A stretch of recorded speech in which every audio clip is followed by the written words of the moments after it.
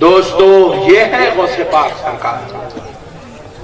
आज हम लोग समझे नहीं गौसे पाक को। पहले हमारे नानी माँ, दादी माँ, हमारी माएँ कुर्बान, उन पर हमारी जिंदगियाँ। उठी तो या गौस, बैठी तो या गौस, उठी तो या गौस, बैठी तो या गौस। गौस के अलावा दूसरा नाम सुने नहीं, खुदा की कसम मैं अपनी वालदा के मुंह से आज तक या गौस के अलावा दूसरा नाम ही नहीं सुना। सब गौस के दीवाने थे। आज क्या हो गया, हर मुरीद अपने अपने पीर का ढंढोरा पीट रहा। तेरा पीर तेरा पीर तेरा। अरे दीवाने, तेरा पीर भी पीराने पीर के बगैर पीर नहीं बनता। तेरा पीर भी पीर बनाना, ये मेरे पीराने पीर की चूतियों का सत्ता है। कहाँ पीर पीर पीर पीर कर रहा, पीराने पीर कर पट्टे, नैया पार हो जाएगी। अरे मेरा पीराने पीर वो है, मेरे पीराने पीर का सत्ता तो तेरे पीर को भी जरूरत है, तेरे पीर के पीर को भी जरूरत है, तेरे पीर के पीर के पीर को भी जरूरत है। दीवाने कहाँ का लगाया पागल, मेरा पीर तेरा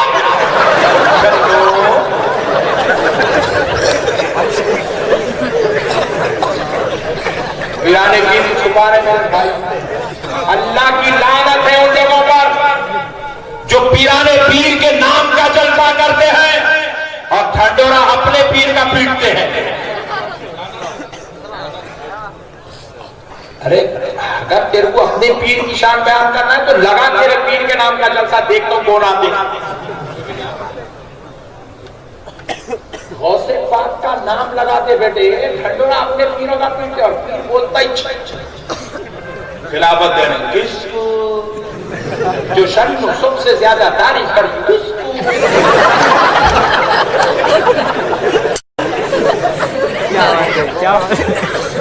गौसे पाक के बंदे दोस्तों, बल्लारी वालों, तुम्हारा भाई तुमसे गुजारिश करता है, गौसे पाक के बंदे किसके बनेंगे? जरा जोर से बोलो, और जरा जोर से बोलो। खाली नाम में इतना दम है तो जान का आलम क्या होगा दोस्तों?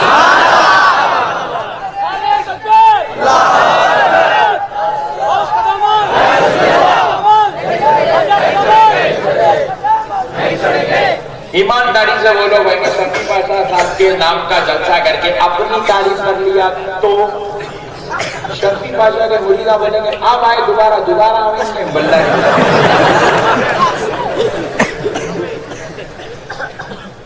ना हमारे पीर साहब का काम है, तुम्हारे बहुत खतरनाक है, बहुत डेंजर निकले। आज मैं शफी पाशा साहब का खास, अरे खास उनके घर में जी या तो खाली शफी पाशा की, अरे उनका दोस्त जी, अरे घर में उनके जी, घर में जाके चाय पियो, दोस्त है तो यहाँ उनके मुरीदा जी। आज मैं शफी पाशा के जलसे में अपनी तारीफ नहीं कर लेता हूँ तो फिर सारे वलियों के सरदार का जलसा लेके अपने पीर का ढंढोरा पीटता हूँ। जरा जोर से बोलो, जरा जोर से बोलो, और जरा जोर से बोलो। सारे पीर कायनात के पूरे पीर एक तरफ, कायनात के पूरे पीर एक तरफ। एक एक जुमले को नोट करो दोस्तों, कायनात के पूरे पीर एक तरफ, मेरा पीराने पीर एक तरफ।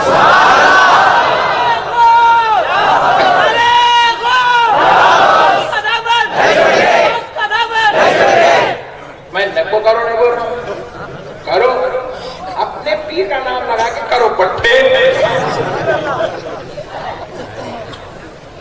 वो समझदार लोग कम ठीक है,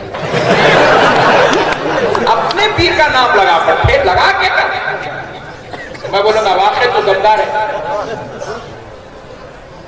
है नहीं उसूल की बात, बोलो ना जी। मैं बल्लारी में बैठ के पूरे हैदराबाद की बातें कराते हो तो मुझे आइज कहीं नहीं तुम बात समझ हल्लू आती आती थोड़े दिन में आ जाती, हालात आ रहे वैसे आ जाती। समझो मेरे भाई, हम गौसे पाक के गुलाम हैं, हम गरीब नवाज के गुलाम हैं, हम लतीफ लाहवाली के गुलाम हैं, हम सरकार बंदा नवाज के गुलाम हैं। है नहीं है? कौन कौन नहीं है? हाथ उठा।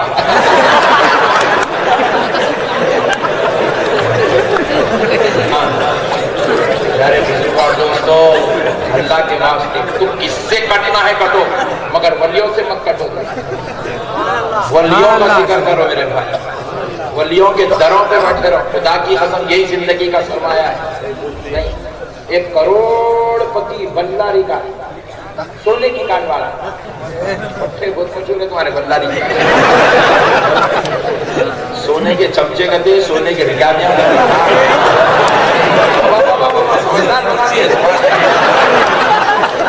पट्टे पूरे सोने के रिकाबियां, सोने के चमचे, यहीं खबर में आने वाले, खबर में आने वाले।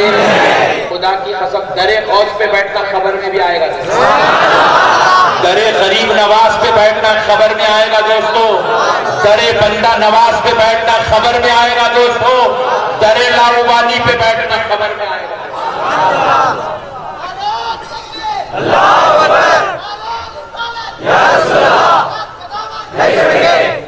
अरे दोस्तों कुर्बान जाओ गौसे पाक।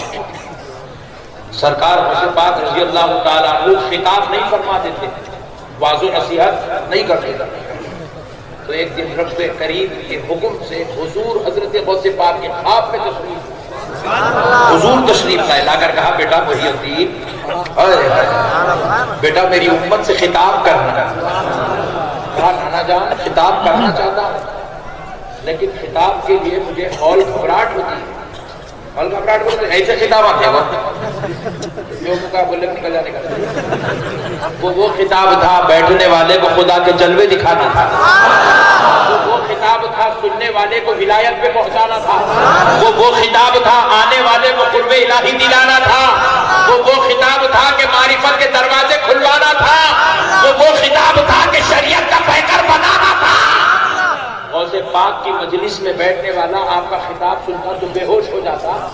और फरमाया जाता है हजरत इमाम तमीमी अलैहि रहमत व रिज़वान फरमाते हैं हमने गौसे पाक के खिताब में बैठने वालों के जनाजे अपने कंधों पे उठाया। गौसे पाक के खिताब की ये कैफियत होती जब हद से ज्यादा पड़ जाए, जब वो कबूल ना कर सके, जिस्म जज्ब ना कर सके, तो वहां इंतकाल हो जाता था। अल्लाह अकबर, ये था गौसे पाक की मजलिस, ये था गौसे पाक का। बुजुर्ग इरशाद फरमाते हैं मैं गौसे पाक की मजलिस में रोजाना आता था। जब सरकार का हुक्म हुआ तो गौसे पाक ने खिताब करना शुरू किया, और जब खिताब हुआ तो गौसे पाक की मजलिस में 25, 50, 100, 200, 400 आदमी नहीं बैठते थे।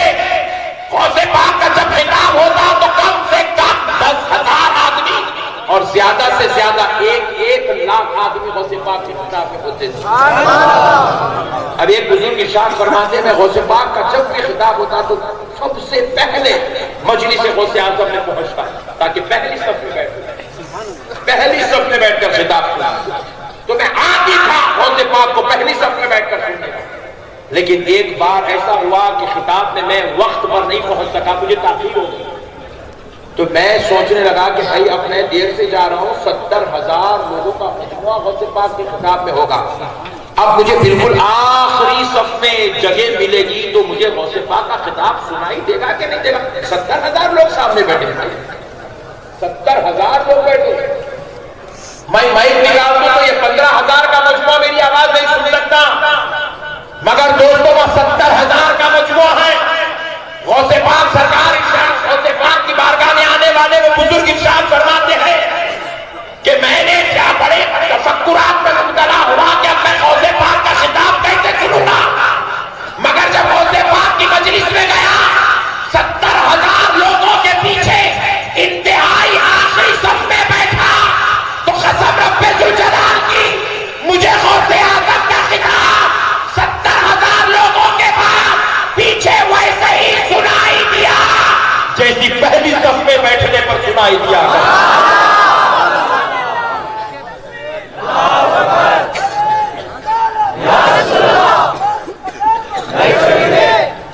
एक बुजुर्ग फरमाते हैं मैं गौसे पाक के खिताब में बैठा था और दौरान खिताब मुझे सुन्नत महसूस होने लगी। क्या महसूस होने लगी? जरा जोर से बोले, और जरा जोर से बोले। फरमाते हैं जब मैंने जाने का इरादा किया मजलिस से खिताब के दौरान निकलकर, इधर पलटता हूं तो 20-25 हजार आदमी बैठे, इधर पलटता हूं तो 20-25 हजार आदमी बैठे, पीछे पलटता हूं तो 40-50 हजार आदमी बैठे, मैं जाऊं कैसे? कितने लोगों को फलांगता हुआ जाओ, कितनों को चीरता हुआ जाओ, कितने लोगों को उधर उधर कर जाओ, ये सोचकर मैं बड़ा परेशान रहा।